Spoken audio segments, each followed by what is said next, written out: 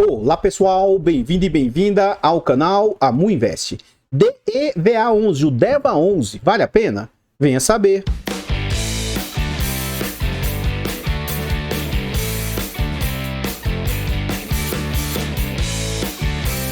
Então pessoal, eu vou fazer uma inserção, vou fazer um corte aqui no meio do vídeo, por quê? Eu preparei esse vídeo na segunda, dia 27, só consegui gravar na terça, no dia 28. E aí, estava editando ele no dia 29 e surgiram várias intercorrências na quarta-feira. E aí, como eu não tinha editado o vídeo ainda, eu resolvi colocar esse trecho aqui dentro do vídeo. O vídeo já tá gravado, já estava pronto, mas eu vou colocar esse aqui que ocorreu depois, tá? Então, na manhã de quarta-feira, no início do pregão, antes de se iniciar o pregão, os fundos imobiliários desse grupo econômico, né, a DEVA, HCTR, Versailles, Tord, eles soltaram um fato relevante. E aí, cada um com os seus percentuais e os ativos que começaram a dar problema. Então, assim, o DEVA já está passando por diversas problemáticas, assim como a HCTR e os outros. E aí, não bastasse as problemáticas, eles anunciaram que circuito de compras, o GPK, que ganhou na justiça o direito de suspender pagamentos e coisas nesse sentido, que foi outra bomba que surgiu na semana passada, também agora o fundo anunciou inadimplência deles. E aí mais, ó, Resort do Lago, One Holding, Búzios Beach, mas com exceção aqui, ó, do circuito de compras, o que todos esses outros aqui têm em comum? São ativos do setor de multipropriedade. E multipropriedade é construção civil. Mais do que nunca é de setor de lazer. Então, se preparem, porque qualquer ativo que tiver multipropriedade aí tende a sofrer bastante.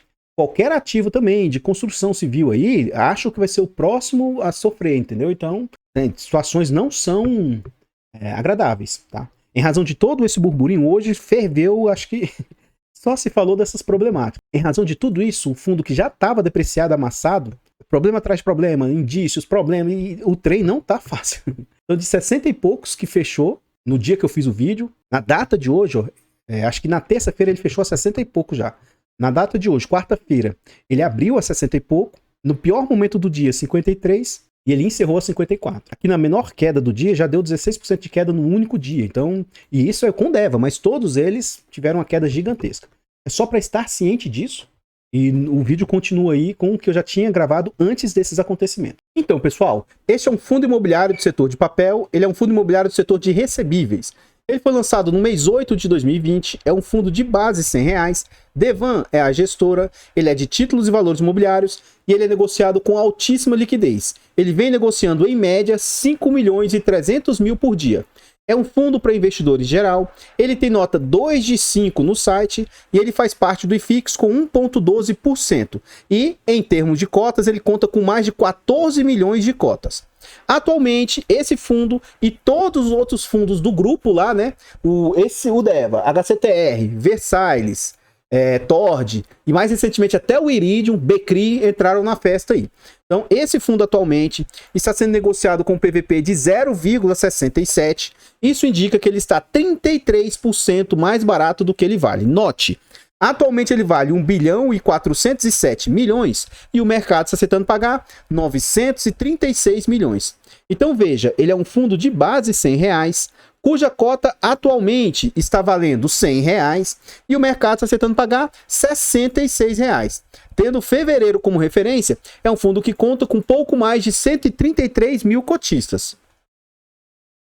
Agora a gente vê as negociações do fundo. Na data que eu gravo o vídeo, ele está sendo negociado a R$66, que inclusive é a mínima histórica do fundo. E a máxima dele foi R$100.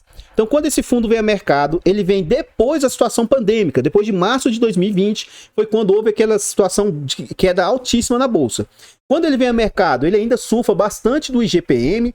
E aí ele chegou a ser negociado com esses absurdos. Ó, de R$100, ele chegou a ser negociado a 140, 155... Depois, chegou a ser negociado ó, a mais de 140 novamente, até que ele começa a arrefecer e vem buscar ali o seu valor patrimonial.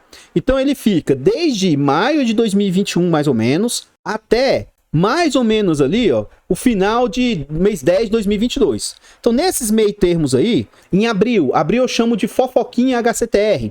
Pode ver que tem um dentinho aqui, ó, uma quebra. Então, em abril, esse fundo tem uma quebra, mas depois ele meio que volta.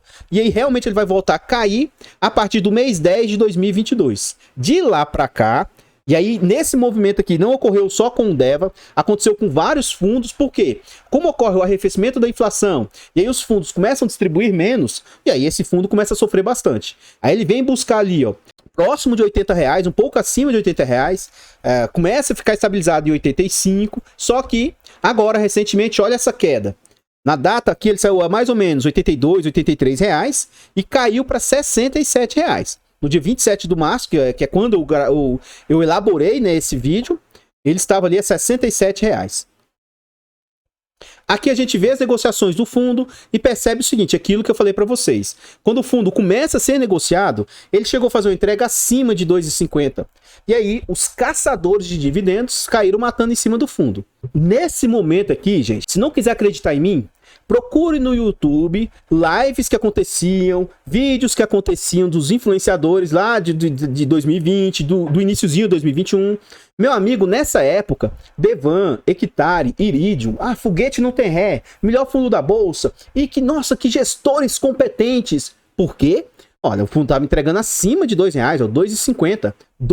Acima de R$2,50, R$2,50, quase 2, e uma boa parte das entregas ali beirando R$1,50, com algumas abaixo, mas muitas entregas beirando R$1,50.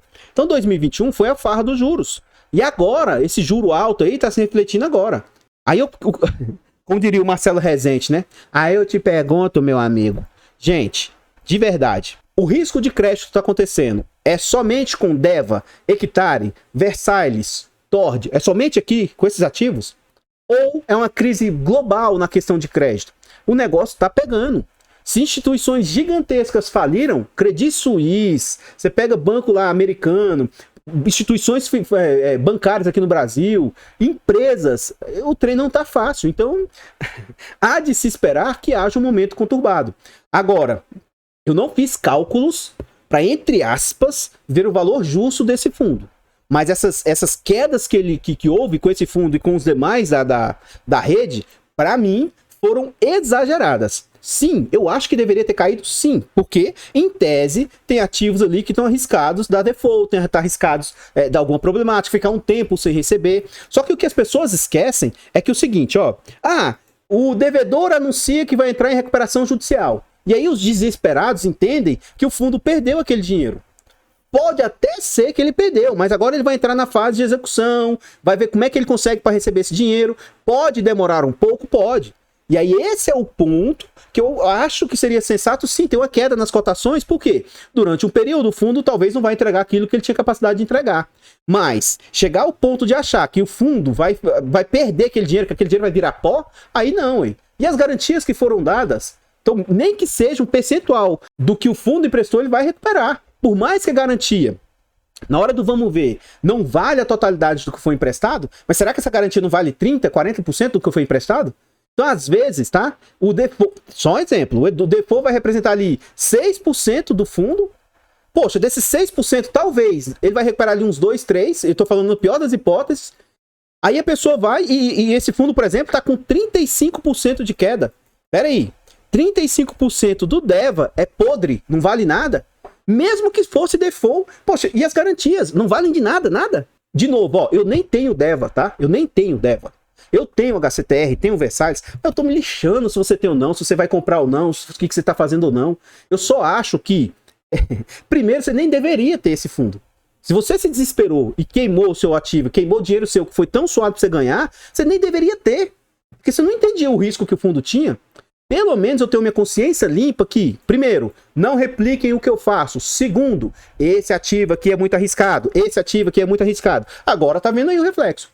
Algumas pessoas me enchem o saco aqui, mas pelo menos tem algumas pessoas de bom senso que falou, ó, Amu, você sempre avisou que o HCTR podia dar problema e agora ele tá dando, pô, obrigado. Porque, entende? Eu não tô aqui para dizer o que se você vai comprar, se você vai vender. Meu objetivo é tentar te mostrar por alto, te mostrar os riscos, os benefícios, o que eu enxergo de ponto positivo e negativo. Eu tendo um ativo ou não, eu critico e eu elogio, mas o objetivo é te educar para você tomar sua decisão, né? Enfim, desculpa o desabafo, né? Mas vamos em frente. O que eu não gosto é de incoerência. Esse fundo, enquanto ele paga aqui, ele era um bom fundo, tá? Aí agora o fundo não presta. Peraí, vamos à frente. Então, continuando, a gente vê que o fundo sofreu a deflação aqui e ele vinha se recuperando as suas entregas, já beirando ali próximos de R$1. O último anúncio dele foi de 90 centavos. Então, assim, Por enquanto, em termos de entrega, para mim tá algo normal. Vamos ver só o futuro da pertence para saber se realmente os impactos de possíveis inadimplências se pode afetar severamente o fundo. Eu tenho uma carteira pública que eu mostro. Quando eu me exponho em ativos de risco, chega a ser 2%, 3% do meu portfólio. Eu estou totalmente tranquilo. Inclusive, eu tenho esses ativos que eu te falei, Versalhes e Hectare, na minha carteira fechada também. Mas ela é um espelho da minha carteira pública. Então, eu tenho um percentual tão pequeno, mesmo se fosse a zero, iria impactar meu patrimônio em 2%, 3%. Então, eu estou muito tranquilo com os ativos que eu possuo. Esse fundo já fez 7 subscrições e a última ocorreu no mês 7 de 2022. Então aqui a gente vê as distribuições, ó, 1,40, 1,60, 1,40, foguete no terré, melhor fundo da bolsa, meu Deus, que gestora competente. Aí, ó, 1,25, R$1, 55, 56. Meu Deus, se a gestora não presta, que fundo incompetente, esses caras não sabem trabalhar. Continuando. 90 centavos, 1,5, 1,10, e aí dia 7 de março, eles pagaram no dia 14 de março 90 centavos. Na época, a cotação estava em R$78, o que à época era 1,15 de yield. Cuidado, gente, porque esses 1,36 aqui é somente para quem compra na base hoje de 60 e poucos reais. Então esse yield alavancado e distorcido aqui de quase 20% é em razão da queda do fundo, tá? O real que ele pagou foi na faixa de, sei lá, 13, 14, 15% ao ano aí, mais ou menos. Que ainda é um baita dividendo. Mas esses 20 não é, isso aqui é uma distorção que ocorre. Como assim, Amu? Imaginemos, ora, se o fundo tá R$100 e ele paga R$1, ele vai pagar 1% de dividendo, tudo bem? Para esse yield aqui, ele subir, duas coisas têm que acontecer. Ou a cotação tem que cair, e se mantiver o dividendo ou subir, esse dividendo aumenta, ou a cotação tem que se manter e o dividendo distribuído tem que subir, que aí esse yield aumenta. Então, muitas das vezes, esse yield aqui se distorce, não porque um ativo começou a entregar muito mais, e sim porque a cota cai. Esse fenômeno você vê em fundos de tijolos. Então, às vezes você vê um fundo de tijolo pagando muito, mas não é porque ele está pagando muito, é em razão das distorções. Então, assim, cuidado com os números apresentados, cuidado com as informações que você vê. Pode ser que às vezes eu esqueça, mas eu tento ser bem transparente, eu tento alertar, eu tento explicar. Meu objetivo aqui é educacional. De novo, eu estou me lixando se você tem ideia ou não, se você vai comprar ou não, se você vai vender ou não, se os meus vídeos não prestam ou não. Então, não estou me lixando. Eu tento fazer o meu, como diz o Ronaldo, né? O Ronaldo português, eu sou o melhor. Posso não ser o melhor, mas na minha cabeça eu sou o melhor. Então, eu dou o meu melhor. Estou tentando fazer o que eu posso. Enfim, né? Desabafei. Aqui a gente continua vendo que inúmeros institucionais têm posição no fundo. O Iridium, que dos tempos para cá, tá queimando o fundo imobiliário no prejuízo, tá se desfazendo das posições de risco. Pô, mas vai desfazer agora, na Bacia das Almas? O que a gente mais tenta aprender no mercado é, ora, tente comprar na baixa e vender na alta. Aí esse fundo comprou, ele sempre girou. Aí agora que o fundo cai, vende para diminuir o risco da carteira, mas na baixa, que fizesse, desmontasse parte desse risco no momento que o fundo era propício, sabe? Então você vê ativos como, de novo, eu não estou questionando a gestão em si, mas você vê o Iridium queimando ativo, você vê a XP queimando ativo, diversos outros, o CPTS às vezes vendendo prejuízo. Eu sou um Zé Goiaba, eu não sou profissional, mas são coisas assim que pra mim, que sou burro, é um trem que sabe, é difícil entrar na minha cabeça, sabe? Hoje eu tô venenosa, vamos lá. Iridium, 11%, BCRI com mais 1,8%, BBFO com mais 0,77% e inúmeros outros institucionais com posição no fundo. Então, pessoal, antes da gente continuar vendo mais a respeito desse fundo imobiliário, agora eu trago formas de apoio financeiro ao nosso trabalho. Se você gosta do que a gente faz, considere fazer uma doação para o Pix, considere se tornar membro dos canais. Tornando-se membro, você tem vários benefícios e é baratinho, 10 centavinhos por dia, R$ 2,99 por mês. Por exemplo, você tem acesso antecipado a vídeos. Esse vídeo está sendo gravado com uma semana de antecedência. Você participa lá do grupo fechado do Telegram. Enfim, tem vários benefícios. Por fim, eu trago mais uma forma de apoio, que é os e-books que eu criei. Introdução aos fundos imobiliários e introdução aos fiagros. Nesses e-books, eu tento abordar de forma tranquila, com linguagem fácil, de fácil entendimento, mas também com linguagem técnica. Então, qual um conceito técnico de um fiagro, de um fundo imobiliário? Por quais motivos eu deveria investir? Inclusive, nesse aqui de fiagro, eu trago até os impactos, um estudo que tem aqui, o que a inflação causa aquelas pessoas que não investem. Então, assim, de novo, é um e-book simples, mas ao mesmo tempo que pode, pelo menos na minha opinião, né, agregar bastante para investidores iniciantes ou até mesmo quem tem bagagem no mercado. Então ele é bem completinho, tem muita informação. As pessoas que às vezes eu dou mentoria, consultoria, né? Os membros e até mesmo os inscritos do canal, eu vejo pessoas que têm muita dificuldade na hora de montar, de estruturar uma carteira. Então, assim, não é aprofundado, mas eu dou insights, eu dou direcionamento, eu mostro por alto como que você deve, pelo menos, ter uma noção de como fazer uma carteira diversificada. Enfim, o e-book é bem completinho, é bem baratinho o valor, é bem acessível e, como eu disse, é uma forma de apoio financeiro. Considere comprar para você presentear um amigo, um parente ou até mesmo para você. Compre para ajudar o canal. Até o final de abril, com o cupom AMU20, você compra os dois e-books aí, ó, ou o e-book de fundos imobiliários ou o e-book de Fiagro, tá? Com o cupom AMU20. E aqui embaixo vai estar um link assim, ó, e-book 2 em 1. Se você comprar os dois de uma vez só, até o final de março, até o final de abril, com o cupom AMU30, você tem 30% de desconto. Então o desconto é bem maior. E assim, quase que sai o preço de eu comprar um só se você comprar os dois, tá? Então é um jeito assim de... praticamente, eu tô dando um segundo se você quiser comprar os dois, tá? Sai bem mais baratinho. E eu não poderia deixar de agradecer os últimos membros, tá? Então, teve uma leva boa de membros recentemente. Então, o Wesley se tornou membro, muito obrigado. O Carlos se tornou membro. O Tadeu se tornou membro. Todos aqui do Amu Invest. E lá no Amu Fiagro, todos os membros do Amu Fiagro também o são lá na Amu Invest. Então, muito, muito obrigado. O Frank, ó, que já é membro há bastante tempo, vem sempre renovando. Muito obrigado, Frank. O Alexandre, que se tornou membro aí dos dois canais. O Adriano, ó, você pode ver que ele é membro dos dois canais. Então, muito, muito obrigado. E também agradecer vocês que fazem doação do Pix. Esse Jadilene, ele é um doador, uma doadora constante, eles ajudam a gente bastante aí, então todos os meses você vê que tem a doação deles aí. O Manassés também faz uma doação constante, então muito, muito obrigado vocês que colaboram aí. Aqui é o seguinte, no relatório atual do Deva, são 3 páginas de informações, dessas 3 páginas eu trouxe 2. Mas se você se interessar, se você pensar em comprar esse ativo, se você é cotista desse ativo, antes de você fazer a decisão de vender, pelo menos entenda as situações pelas quais o fundo está passando. Eu vou tentar passar rapidamente aqui o que o gestor fala, mas é seu papel, caso você entenda, de você fazer a leitura principalmente desse trecho aí do fundo. Ele fala que, além das particularidades de cada ativo, o cenário macroeconômico exerce influência significativa no desempenho das operações. Então ele está falando aqui sobre os problemas. Ó. Então, além de tudo que ele disse ali em cima, não é possível ignorar o fato de que qualquer fundo dedicado à estratégia de crédito privado pode encontrar alguma dificuldade em determinados ciclos da economia.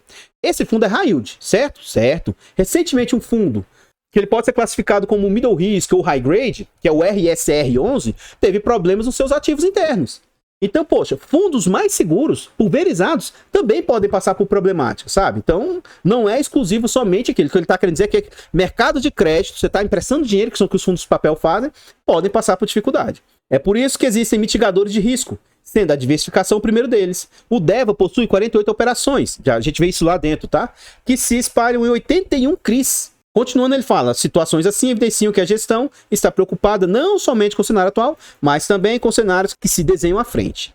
Aqui a gestão está tentando vender o peixe deles. Se o fundo não tivesse crescido em quantidade de ativos, hoje provavelmente teríamos exposições enormes e risco seria muito mais alto. Então, mesmo que aconteça algum default, é algo que, para o Deva, tá? O HCTR, Versailles, esses aí podem sofrer muito mais.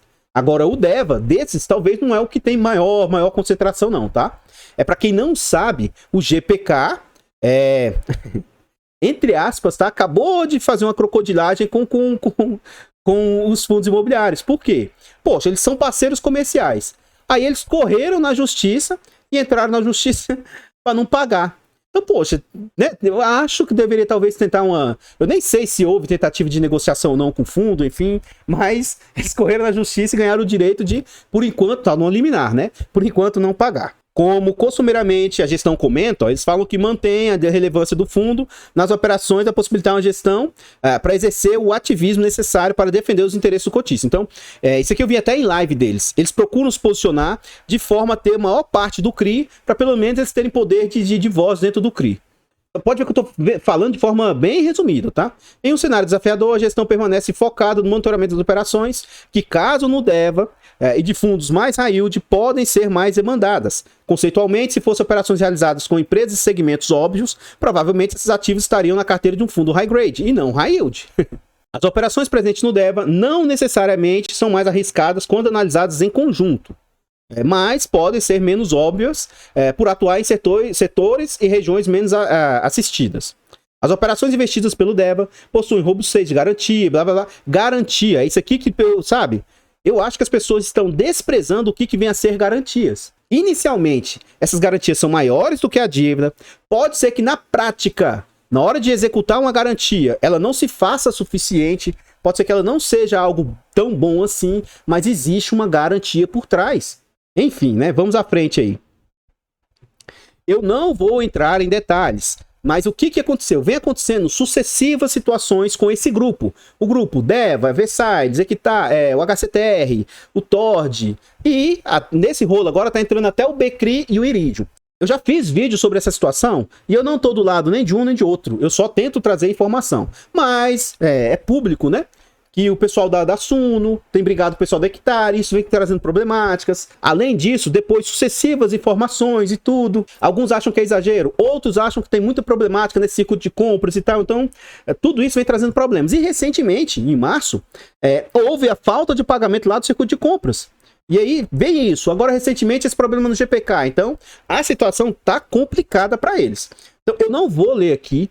Eu acho que vocês já estão cientes de tudo aqui que aconteceu, mas eles estão explicando lá no início de março o que aconteceu. Eles vão explicar o fato lá do circuito de compras. Esse ativo aqui ele já vem sofrendo bastante em outros fundos imobiliários também de papel, Carvalho Hosking.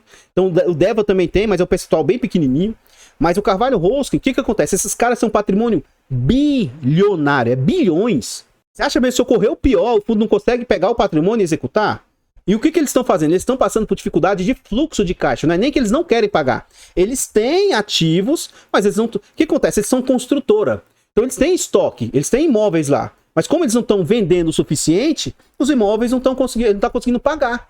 Mas, na pior das hipóteses, o fundo vai lá e toma esses imóveis que teoricamente são líquidos, né? Tem não liquidez alta, né? Mas consegue fazer dinheiro dos imóveis e, entre aspas, pagar o prejuízo. Pode causar um problema temporário? Pode, mas... E de novo, aqui ele traz até o percentual, 2,5% do fundo. Aqui a gente vê a DRE. Esse fundo cobra 0,20% de administração, 1% de gestão e 10% do que excede 100% do CDI. Hoje eu não vou me alongar, porque eu já perdi muito tempo lá atrás, mas todo mundo sabe que isso aqui eu não gosto. Além do mais, eu não faço esses cálculos aqui, para mim não me interessa. Eu gosto de ver na prática. Então, para mim, o máximo que eu me sinto confortável é 15% aí para gestão. Vamos ver então quanto que está representando na prática, né? Ó, 14 milhões de receita e o fundo teve como despesas 1 milhão e 100. Então, assim, provisionamento é uma coisa, mas para a gestão foi 1 milhão e 100. Então, até 15% é o meu limite. Então, vamos ver aqui, ó. 1,556 vezes 100 dividido por 14,196. Então, a gente observa aqui, as despesas estão representando 10,96%. Acabei que eu fiz sobre os 15, tá? Sobre os 1 milhão e meio. Na verdade, é sobre 1 milhão e 100. Como eu tô com pressa, eu não vou recalcular. Então, é abaixo dos 10, tá? Deve ser algo na faixa de 6, 7, 8%. Em termos de taxa, fevereiro tá abaixo do que eu reputo ser o máximo, né? Tá tranquilo em termos de taxa. Aqui a gente vê a composição do portfólio do fundo. Ele tem 87% em CRIs, 6,5% em FIIs e 6% em caixa. Os seus ativos são de classe sênior, que é a mais segura. Hoje eu não vou também detalhar sobre isso, mas 36% é a classe mais segura, 37% não tem subdivisão de classe e ele vai ter ali 12% na classe mais arriscada, que são CRIs de subordinação subordinada, são os mais arriscados. E por que esse fundo aqui é muito arriscado? Ele, Versailles, Hectare, o RPR, esses fundos que tem posição aqui, ó, em multipropriedade, isso aqui é altissimamente arriscado. Então, essas tonalidades de verde, eu não sei se é desse jeito aqui, acho 31% corporativo, 19% multipropriedade e assim por diante. Então, são setores bem arriscados. Os indexadores desse fundo, ele tem ali um pequeno percentual, ó, 3% em GPM mais 10%, ele tem ali 83% em IPCA e mais o restante aqui que é quase irrelevante aí para o fundo. Agora, em pouco, eu falei sobre garantias. Então, as garantias a gente consegue medir aqui, ó, pelo LTV. O que é LTV, Amu? É do inglês Loan to Value. É como se fosse o quanto de garantia ele tem frente ao que ele emprestou. Eu acho que as pessoas esqueceram que isso aqui existe. Aqui é média, tá? Mas dá para você saber individualmente por cada um das dívidas. Então, aqui, ó. 49 de LTV significa que a cada R$49 de dívida tem R$100 em garantia. Pessoal, isso é a média da carteira, lógico. Mas, poxa, será que esses R$100 de garantia não valem pelo menos 70, 60? Será que não vale isso? E será que na hora que for pegar esses 60 e tentar fazer dinheiro, será que esses 60 não vira pelo menos 40? 30? Na pior das hipóteses, 20? Gente, olha o tanto que eu tô sendo rigoroso. Ele pegou 100 de garantia. Na hora que vai ver, meu Deus, a gente foi enganado, eles são os canalhas. Esses 100 só valem 70. Aí, a gente tá tentando vender em mercado, não conseguiu achar 100, 60, nem 40, nem 30. Só achamos 20. Mas olha só, a dívida é 49. Ele recuperou no mínimo 20. Então, assim, não é tão desesperador. Por quê? De novo, se essa dívida do GPK no DEVA representasse 10% e ele recuperasse 20% ali, significaria que, teoricamente, ele recuperou 5%. Ou seja, o que realmente afetaria o patrimônio do fundo total seria... Eu estou fazendo tudo contas grosseiras e aproximadas, tá? Então seria mais ou menos 5%. Então não justifica, na minha cabeça, esse fundo cair 30 e tantos por cento. A não ser que já estão precificando que muita coisa dentro do fundo vai dar problema. Mas daí você está indo para o campo do achismo. Porque e se? Agora, já que e se der problema, beleza. E se não der? E se não der, sabe? Essas antecipações de precificação, sei lá, é porque eu acho que eu sou um Zé Goiaba mesmo. Eu não sou profissional, não. Enfim. Um ponto positivo desse fundo que eu sempre trouxe. Eu falo as coisas arriscadas, que são os setores que esse fundo investe, mas a grande maioria dos seus ativos que ele financiou, ó, já está com performance de obras, está praticamente pronto. Muita coisa terminada e ali pouquíssima coisa em fase de maturação. Então o risco de obra do fundo, que seria algo gravíssimo, que por exemplo o Tord enfrenta muito, então aqui o DEVA ele não tem tanto risco de obra. Então já mitigou o risco de obra. Agora, sim, se não vender os ativos que ele está financiando, aí é problema. Mas aqui o DEVA não é tão preocupante essa situação. Ele tem um percentual alto aí, ó, que está vendido 100%, 90%, 80%, 70%. E, de novo, ele tem um percentual baixo, que não está tão bem performado assim, mas ainda assim, ó, 50%, 60% de vendas feitas. Então, o DEVA, ao contrário lá do Versalhes, do Tord, que vem enfrentando fluxo de caixa lá dos seus devedores, dos seus CRIs, aparentemente o DEVA não vem sofrendo tanto. E aqui a gente vê os fundos imobiliários que o fundo possui, ó. LSPA, que é 0,7% do fundo, DVFF com mais 3,1%. Eles compraram lá o XBXO, mais 1,9%, e o FII loteamento aí com mais 0,7%. Então, pessoal, antes a gente ver aqui na frente os slides com os CRIs que esse fundo possui, com os devedores que esse fundo possui, eu gostaria de trazer agora para vocês formas de apoio gratuito ao nosso trabalho.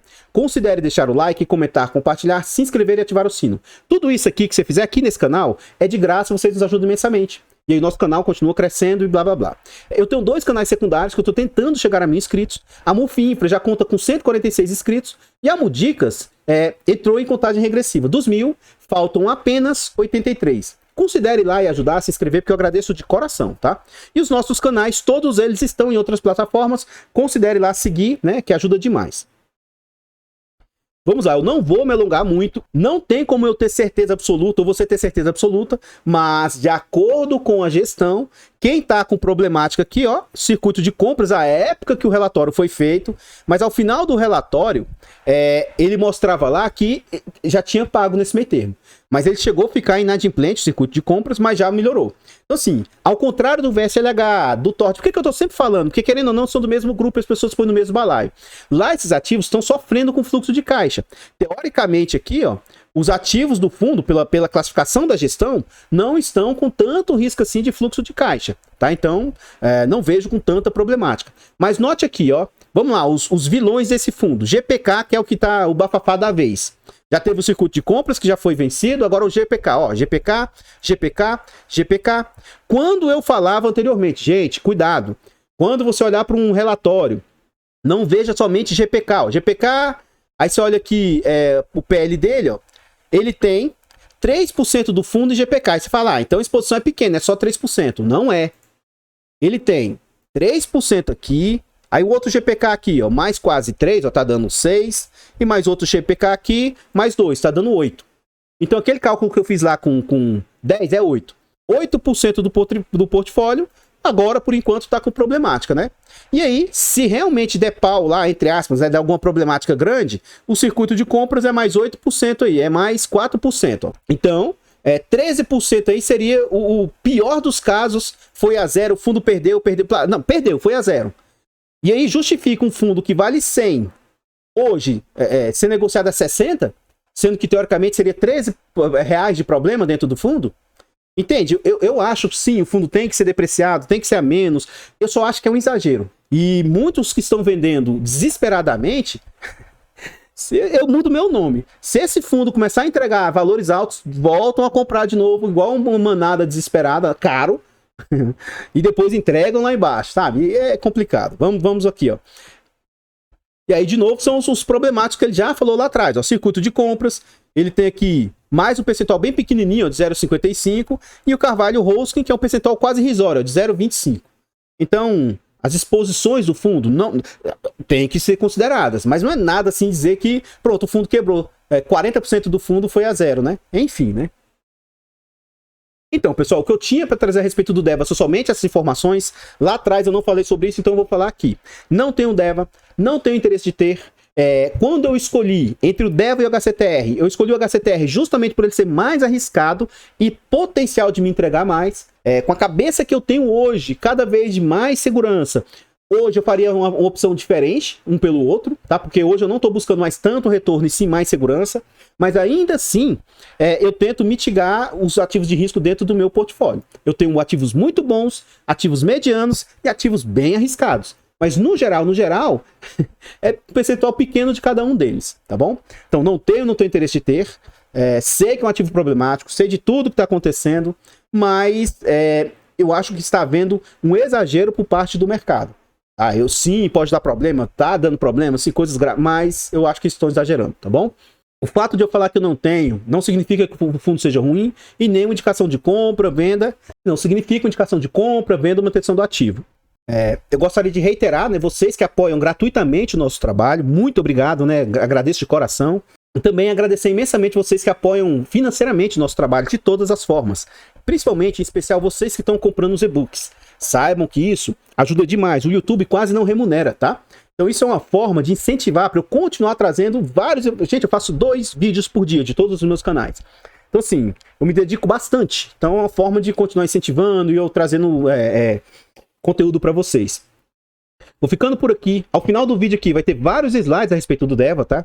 E eu espero encontrá-los nos próximos vídeos. Fiquem todos com Deus. Tenham um bom dia, uma boa tarde, uma boa noite e... fui!